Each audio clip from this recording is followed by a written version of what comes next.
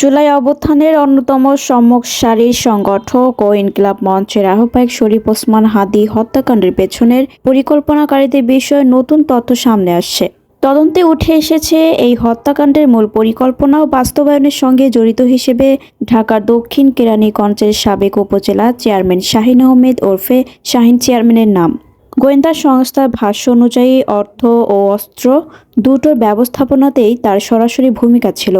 তদন্ত সংশ্লিষ্ট একাধিক সূত্র জানায়, এই হত্যাকাণ্ডে শাহীন চেয়ারম্যান একা ছিলেন না, তার সঙ্গে ঘনিষ্ঠ যোগাযোগ ও সহযোগিতায় ছিলেন আরও কয়েকজন ব্যক্তি, যাদের মধ্যে নিষিদ্ধ ঘোষিত ছাত্রলীগের সাবেক কয়েকজন নেতার সম্পৃক্ততার প্রাথমিক তথ্য মিলেছে।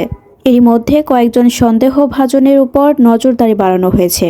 গোয়েন্দাদের দাবি, হাদীর উপর হামলার পর হামলাকারীদের ঢাকা থেকে সীমান্তের দিকে পালিয়ে যেতে সহায়তা করেন গোপালগঞ্জ জেলা ছাত্রলীগের সাবেক সভাপতি আব্দুল হামিদ। এ ঘটনায় তার সংশ্লিষ্টতার অভিযোগে তাকে গ্রেপ্তারের জন্য অভিযান জোরদার করা হয়েছে।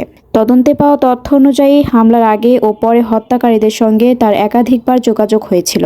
তদন্ত সংশ্লিষ্ট কর্মকর্তারা বলছেন, জুলাই অভ্যুত্থানে শরীফ ওসমান হাদীর সক্রিয় ভূমিকা এবং গত বছরের 5 আগস্টের পর তার ধারাবাহিক বক্তব্য ও রাজনৈতিক অবস্থান আওয়ামী লীগকে চরমভাবে ক্ষুব্ধ করে তোলে। দলটির অভ্যন্তরীণ মূল্যায়নে হাদীকে বড় ঝুঁকি হিসেবে দেখা হচ্ছিল। সেই প্রেক্ষাপটেই তাকে লক্ষ্য করে পরিকল্পিত হত্যাকাণ্ডের ছক তৈরি হয়। শাহীন আহমেদের রাজনৈতিক ও অপরাধী পরিচিতও তদন্তে গুরুত্ব পাচ্ছে। তিনি দীর্ঘদিন দক্ষিণ কেরানীগঞ্জ থানা আওয়ামী লীগের সভাপতি ছিলেন।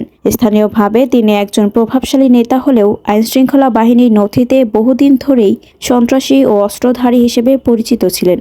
অভিযোগ রয়েছে, শেখ হাসিনা সরকারের সময় সাবেক বিদ্যুৎ ও জ্বালানি প্রতিমন্ত্রী নসরুল হামিদ বিপুর ঘনিষ্ঠ হিসেবে তিনি ব্যাপক প্রভাব খাটিয়ে একাধিকবার উপজেলা চেয়ারম্যান নির্বাচিত হন এবং নানা অভিযোগ সত্ত্বেও ছিলেন ধরাছোঁয়ার বাইরে।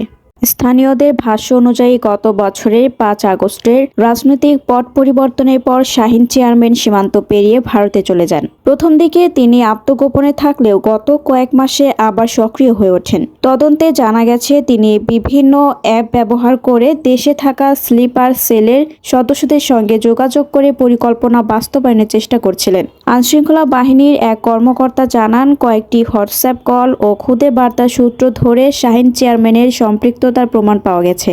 একই সঙ্গে পলাতক ছাত্রলীগ নেতা হামিদের সঙ্গে হত্যাকারীদের যোগাযোগের তথ্য মিলেছে।